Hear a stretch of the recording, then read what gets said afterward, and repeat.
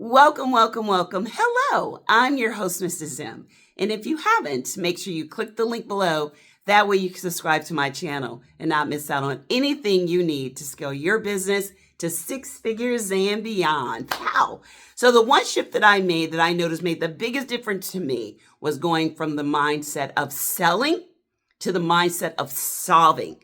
Selling to solving. When I started looking at not selling my services and solving the government buyer's problem, that made the biggest shift to me.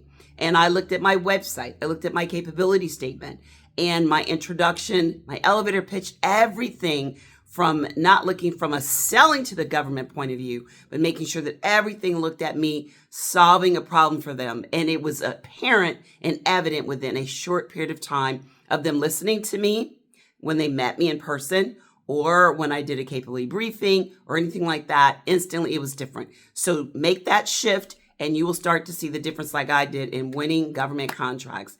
If you'd like to learn more, then make sure you join me for my weekly free GovCon Lunch and Learn every Wednesday at 12 noon Eastern Time, or you can give us a call at 407-986-8228. Have a great day. Bye-bye.